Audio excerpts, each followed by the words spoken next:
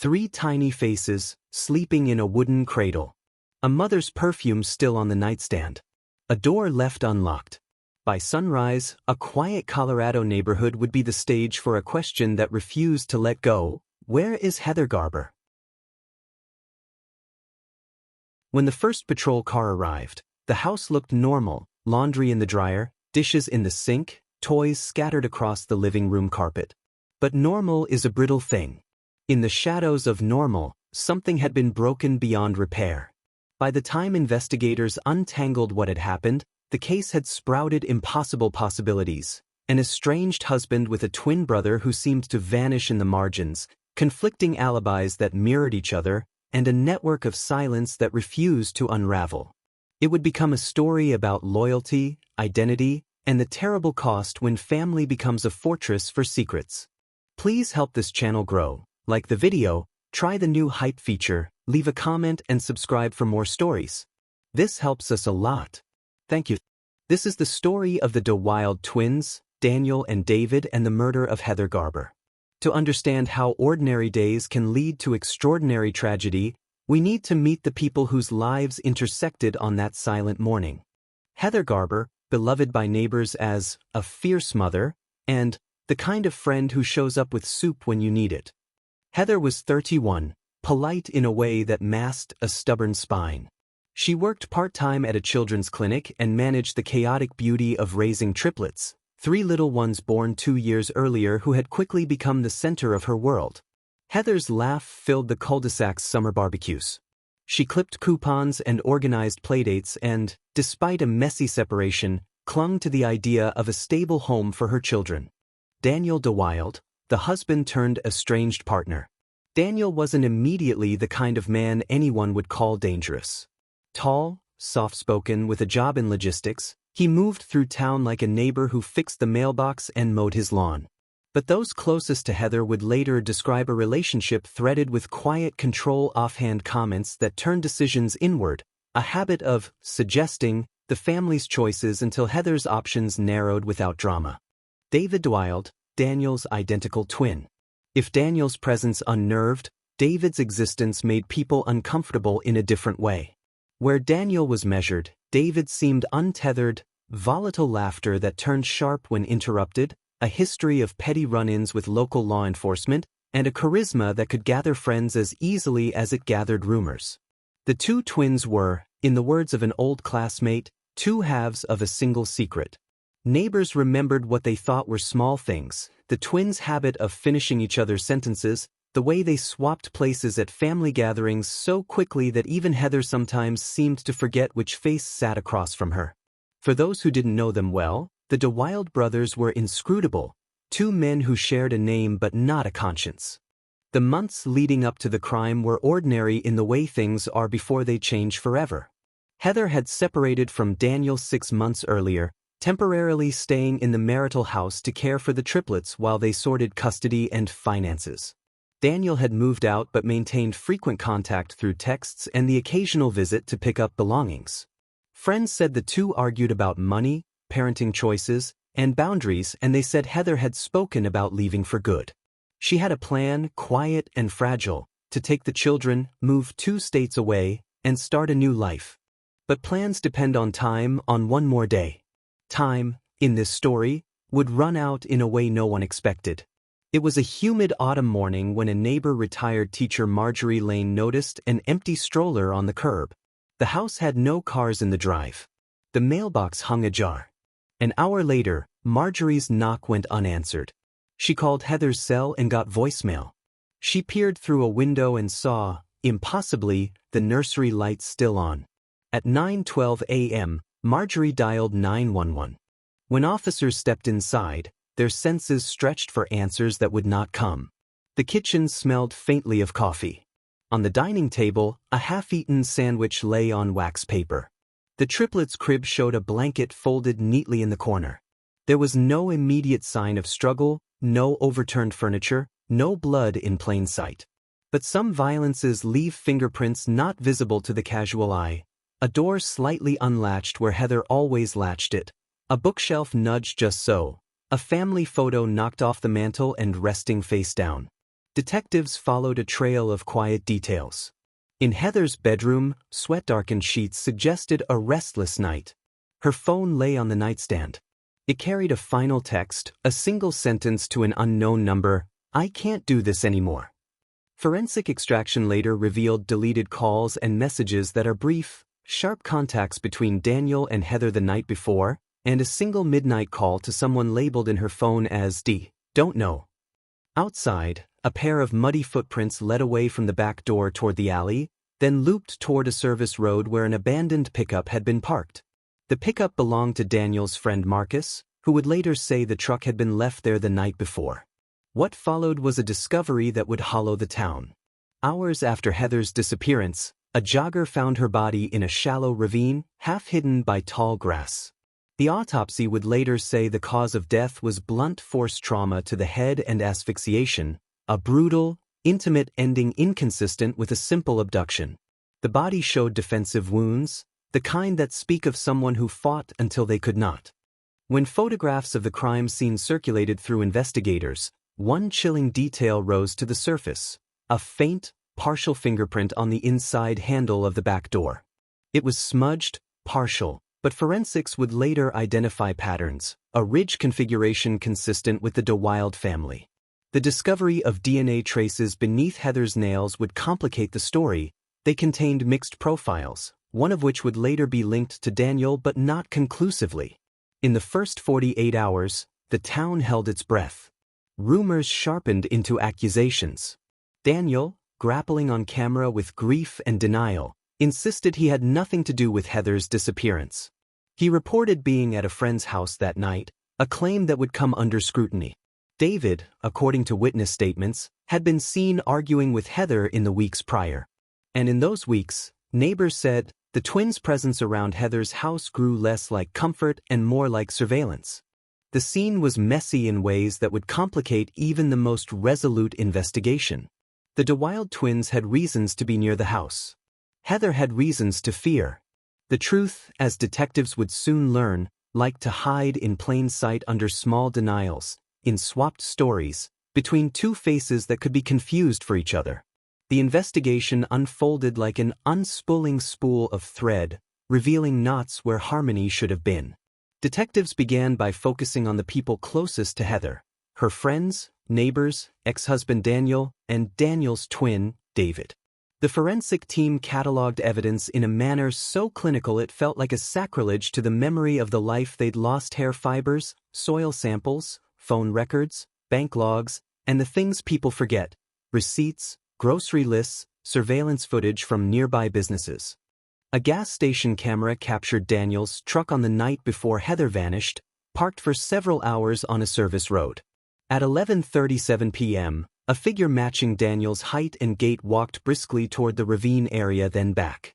The footage was grainy, but investigative analysts ran gait analysis, comparing stride length and hip rotation to known footage of Daniel and David. The results were suggestive but not conclusive. The twins' near-identical builds and mannerisms confounded the process. Forensics pulled Heather's phone and found a series of deleted messages exchanged in the week prior. One message, redacted by the initial extractor, hinted at fear. "He knows the plan." A pattern emerged of short, coded texts sent in the middle of the night messages that implied Heather had been making preparations to leave without notice. Heather had confided in a friend that she feared being followed. The friend said Heather had once found her car vandalized one night and suspected David had been watching. The mixed DNA under Heather's fingernails contained alleles that shared markers with Daniel. It wasn't a simple match, it was a partial profile, complicated by degradation and a small amount of contamination at the scene. Forensics would later testify that the evidence supported the possibility of Daniel's involvement but did not, by itself, meet the threshold for guilt beyond a reasonable doubt. There was also soil on Heather's shoes that matched the ravine's microbial signature, an oddity that indicated she had been moved from the back porch into the ravine after the assault. Daniel insisted he was at a friend's home the night Heather died. He had a text trail and an Uber receipt that, on the surface, corroborated his story. David offered a different alibi that he had been at a bar with acquaintances who would later recant or be unable to place him specifically during the crucial hours. Multiple witnesses hesitated under oath. The twins had a habit of blending into crowds, of slipping into the background, and of appearing in places where no one would look for them. Investigators discovered discrepancies. Phone pings placed a Dewild number near the service road at 11 p.m., but subscriber information and a later confession suggested Daniel might have allowed David to borrow his phone. When questioned, both men denied swapping phones. The situation became legal catnip.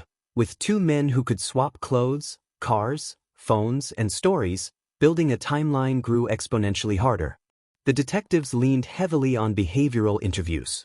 They reconstructed arguments Heather had with each twin in the weeks before her death. Heather's sister testified that Heather had told her she would leave the children with a neighbor for one night and move her things the next day when Daniel was out of town. She mentioned being terrified of David's temper but also fearful of making a move that would escalate the situation. Under months of interrogation, fingerprints, and mounting evidence, cracks formed. Daniel, confronted with the partial DNA and the gas station footage, shifted his story. He admitted to being near Heather's home that night, but swore he had left before any harm occurred, claiming David had followed in a rage he could not control. David, on the other hand, provided a statement that was as tight as his jaw. He saw Heather leave the house angry with Daniel and watched her walk away.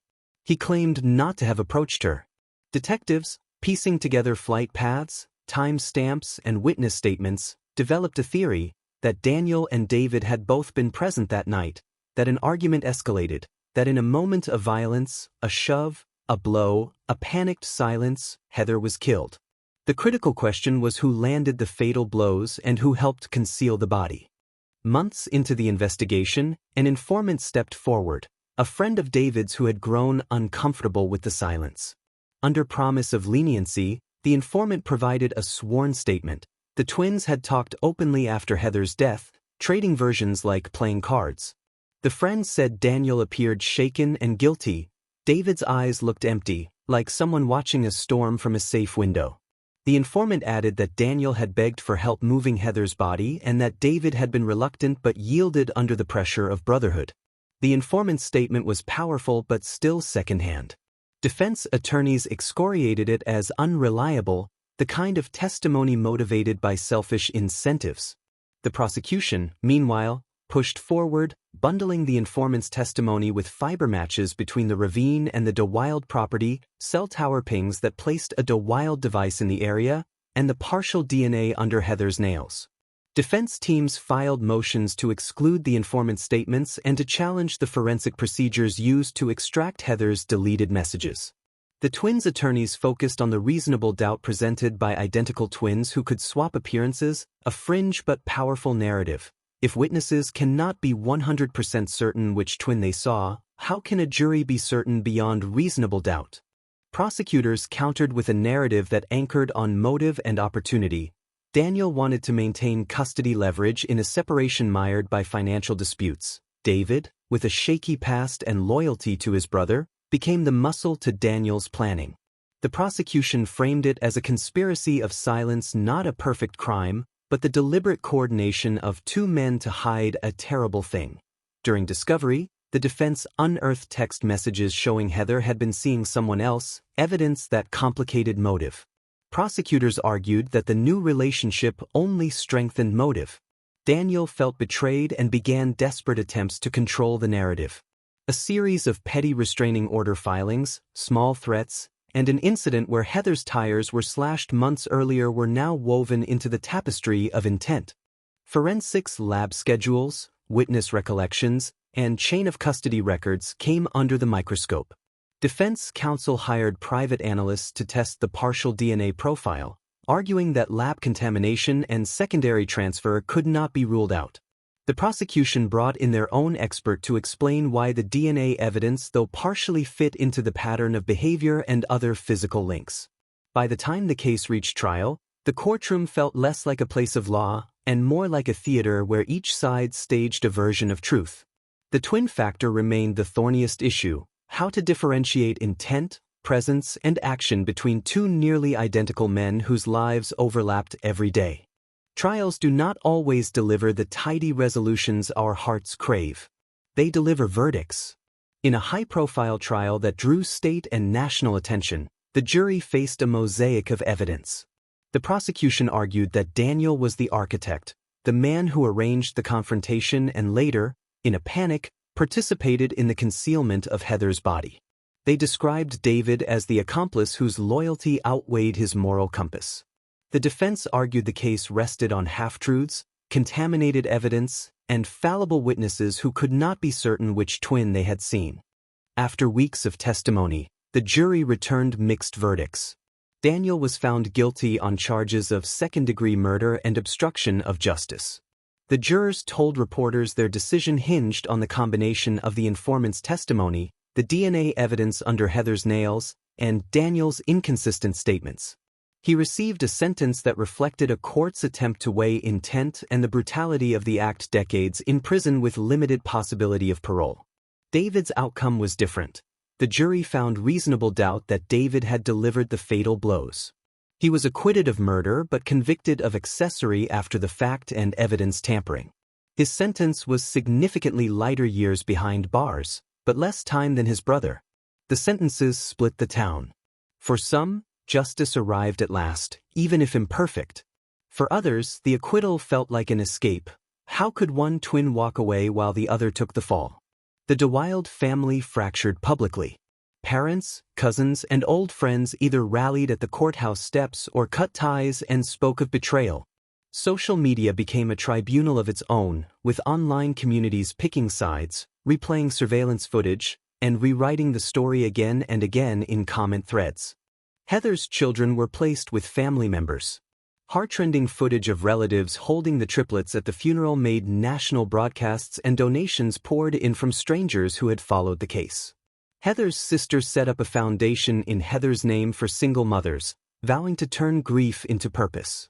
Daniel appealed his conviction, citing procedural errors and arguing that the jury had been unduly influenced by the twin narrative rather than hard forensics. Both defense and prosecution filed motions about the admissibility of informant testimony and the handling of DNA evidence. The appeals process stretched the family, the victims, and the town for years. Psychological evaluations of the twins added layers no news headline could capture. Daniel's childhood exposed a blend of neglect and a sense of being overshadowed. David's assessments showed high impulsivity and a predisposition to follow loyal bonds at any cost. Therapists testified that twin relationships can create a closed loop of behavior, a system where separation is psychologically painful and where groupthink can silence conscience. Beyond the legal outcomes, the town reckoned with systemic issues the case exposed: how domestic abuse can hide behind ordinary facades, how separation proceedings can escalate danger, and how forensic limits can leave families searching for absolute answers that the criminal justice system cannot always give. The trial also sparked conversations about twins in the legal system. Lawyers debated whether judicial procedures needed new safeguards when dealing with identical twins, protocols for witness identification, expert testimony standards for biometric comparisons, and the limits of gait analysis. Law schools used the case as a study in the interplay between identity, biology, and accountability. The story of Heather Garber is not a story that ends with a gavel. It ripples outward through sleepless nights, through the triplets' birthdays without their mother, through the quiet horror of a neighbor who wonders whether she could have done something different. As this case closes one chapter, it opens another for the people involved. For the triplets, for the friends and the sister who vowed to carry Heather's memory forward, the path is long and crooked. For the Dewild family, the path is one of reckoning and lonely rooms. For the rest of us, the lesson sits heavy and simple: pay attention. When someone says they are scared, listen. When you see the quiet, controlling behaviors, the jokes that are not funny, the text messages that appear late at night, do not let them dissolve into couple problems. Sometimes they are the first lines of a story that will end in a ravine. This case asks us, finally, to consider what kind of justice our communities can provide when the world refuses to fit neatly into the boxes of courtrooms. Heather is gone. The verdicts were rendered. But the deeper truth is the one that lives in the triplets' faces when they ask where their mother is, will demand the kind of attention no single ruling can satisfy. And that, perhaps, is the most uncomfortable part of all. If you were touched by Heather's story, consider supporting local shelters for women fleeing domestic violence. Help is real, and it matters. Thank you for listening. If you want the full case timeline, evidence breakdown, or a companion episode focused only on the forensic science used here, tell us in the comments. Subscribe for more Chronicles of Crime.